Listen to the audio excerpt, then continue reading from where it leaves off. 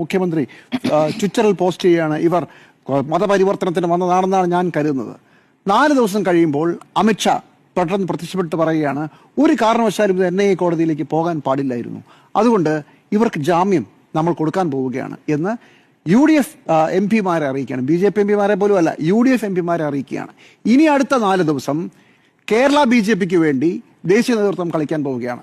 തെങ്ങിൽ നിന്നിറങ്ങി ഇനി കവുങ്ങി കയറാൻ പോവുകയാണ്. പക്ഷെ ഒരു കാര്യം ഉറപ്പിച്ചു, ഈ കേസ് വിട്ടുകൊടുക്കാൻ പോകുന്നില്ല BJP ഭരിക്കുന്ന ജാർഖണ്ഡിലെ സർക്കാർ, ഛത്തീസ്ഗഡിലെ സർക്കാർ.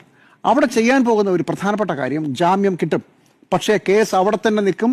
കേസിന്റെ മുഴുവൻ നൂലാമാലകൾക്കും ഈ കന്യാസ്ത്രീമാരും അതിന്റെ കൂടെയുള്ളവരും ഉത്തരം പറയേണ്ടി വരും. അങ്ങനെ തന്നെ പോകും. പക്ഷെ തൽക്കാലത്തേക്ക് കന്യാസ്ത്രീകൾ ജാമ്യം കിട്ടി പുറത്തിറങ്ങി എന്നതോടുകൂടി ഈ വിഷയം അവസാനിപ്പിക്കാം എന്നാണ് BJP കരുതുന്നത്. അങ്ങനെ തെങ്ങും കവുങ്ങുമായി മാറി കയറാനുള്ള ഒരു മനോഹരമായ പദ്ധതിയാണ് ഇപ്പോൾ ആലോചിച്ച് വെച്ചിരിക്കുന്നത്. ഇത് ഇന്ത്യയിൽ ഇവിടുത്തെ ന്യൂനപക്ഷങ്ങൾ മനസ്സിലാക്കുന്നുണ്ടോ എന്നുള്ളതാണ് പ്രധാനപ്പെട്ട ചോദ്യം.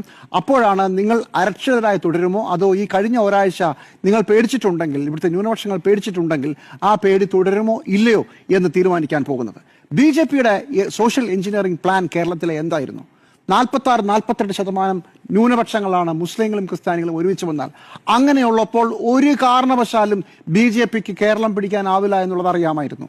ഇന്ത്യയിൽ ഏറ്റവും കൂടുതൽ ശാഖകളുള്ള സംസ്ഥാനങ്ങളൊന്നാണ് കേരളം. എന്നിട്ടും ഇത്രയും വർഷം ക്ലാപ്പ് കിട്ടിയിട്ടും പിടിച്ചെടുക്കാൻ പറ്റിയില്ല കേരളം. അപ്പോൾ ആ ക്രിസ്ത്യൻ മുസ്ലിം ന്യൂനപക്ഷങ്ങളെ രണ്ടായി പകുക്കാനുള്ള ഒരു സോഷ്യൽ പ്ലാൻ 10-12 വർഷമായി നടത്തി. അതിന്റെ പേരിലാണ് ലവ് ജിഹാദ് വന്നത്, നാർക്കോട്ടിക് ജിഹാദ്, ഒരുപാട് കഥകൾ വന്നു. അവസാനം ഒരു 2017, 18, 20 ആകുമ്പോഴേക്കും ക്രിസ്ത്യാനികളും മുസ്ലിങ്ങളും തമ്മിൽ പരസ്യമായി തെറ്റുന്ന ഒരു സ്ഥിതിയിലേക്ക് എത്തുകയും കത്തോലിക്ക ബിഷപ്പുമാർ പോലും നാർക്കോട്ടിക് ജിഹാദ് ഉണ്ടെന്നും ലവ് ജിഹാദ് ഉണ്ടെന്നും പറയുകയും ചെയ്തു. കത്തോലിക്ക സഭയുടെ നേരിട്ടുള്ള നിയന്ത്രണത്തിൽ അല്ലെങ്കിലും അവരുടെ ആളുകൾ തന്നെ നിയന്ത്രിക്കുന്ന ചാനൽ, അവരുടെ ആളുകൾ തന്നെ നിയന്ത്രിക്കുന്ന സംഘടന, അതൊക്കെ പരസ്യമായി മുസ്ലിങ്ങൾക്കെതിരെ ദിവസവും വിഷം തുപ്പുന്നതായി നമ്മൾ കണ്ടു. അങ്ങനെ BJPയുടെ സോഷ്യൽ എഞ്ചിനീയറിംഗ് വിജയിച്ച ഒരു ഘട്ടത്തിലാണ് ഈ കന്യാസ്ത്രീകളുടെ ജയിൽ വാസം നടക്കുന്നത്. ചരിത്ര മുഹൂർത്തമാണെന്ന് അറിയണം. കാരണം സംസ്ഥാന തെരഞ്ഞെടുപ്പിലേക്ക് ഇനി വെറും 8 മാസമേ ഉള്ളൂ. ആ സമയത്താണ്, ആ കറക്റ്റ് മുഹൂർത്തം എന്ന് പറഞ്ഞാൽ ചരിത്രത്തിൽ ഇത് രേഖപ്പെടുത്തി വെക്കേണ്ടതാണ്. അപ്പോഴാണ് ഇത് സംഭവിക്കുന്നത്.